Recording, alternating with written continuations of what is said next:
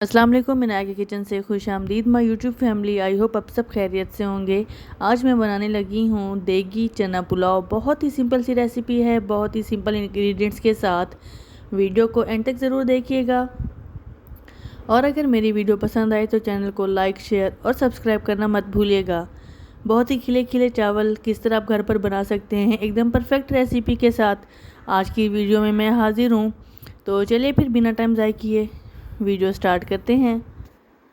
यहाँ पर मैंने चावल तकरीबन 1.5 किलो लिए हैं। उसमें मैंने 5 बड़े चम्मच कुकिंग ऑयल के और साथ में मैंने 5 जो हैं प्याज डाल दिए हैं। जब तक कलर चेंज होता है उसमें हम डालेंगे तकरीबन 5 से 6 अदद टमाटर और साथ में 8-10 हरी मिर्चें। प्याज का कलर तकरीबन ब्राउन हो चुका है। थोड़ा सा लहसुन चॉप करके डालेंगे। लहसुन से चावल में खुशबू बहुत ही अच्छी आती है।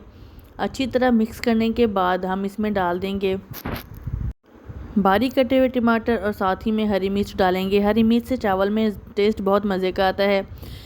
इसके साथ ही मैंने कुछ साबित मसाले लिए हैं, जिसमें जायफल ली है मैंने 3 से 4 फूल। उसके साथ ही मैंने लिया है तेज़ पत्ता 2 अदद और साथ में डालेंगे बादियान का फूल 1 अदद। 1 बड़ी इलायची डाल रही हूँ मैं इसमें और साथ में गरम मसाला।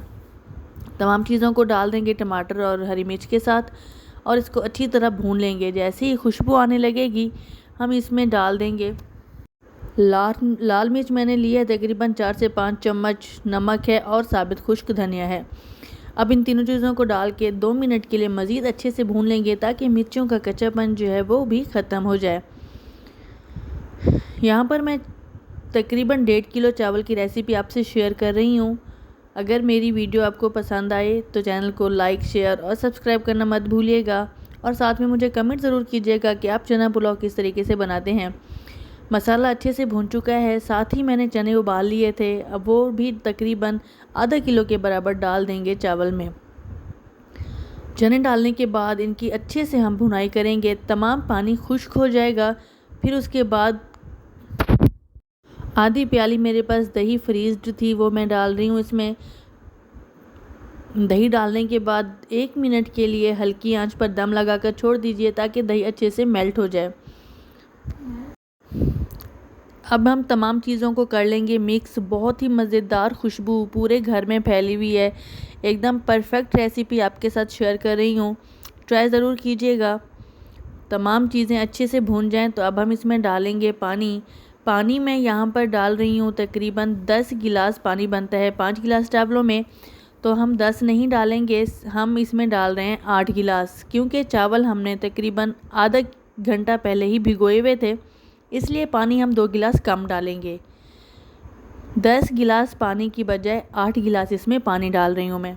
एकदम परफेक्ट मेजरमेंट है। उसके बाद जैसे ही उबाल आएगा इसमें डाल देंगे हम अजीनोमोटो यानी कि चाइनीज़ सॉल्ट तकरीबन 2 से 3 बड़े चम्मच। इसके बाद लेमन निचोड़ के डाल दें। लेमन से चावल बहुत ही खिला खिला बनता है और खुशबूदार बनता है। अच्छे से निचोड़ दें और उबाल आने के बाद डाल दें इसमें चावल डालने के बाद हल्के हाथों से इसको कर लें मिक्स और तकरीबन 5 मिनट के लिए फुल आंच पर खुला छोड़ दीजिए। जैसे ही पानी खुश्क होने लगे इसमें आप इस स्टेज पर लगा दीजिए दम तकरीबन 10 मिनट के लिए हल्की आंच पर। उसके बाद 10 मिनट के लिए बग़ैर आंच के दम लगाएंगे। तो लीजिए जनाब, मज़ेदार परफेक्ट 20 मिनट के दम के बाद हमारे चावल हो गए हैं बिल्कुल तैयार। एकदम खिले खिले चावल और नरम मुलायम।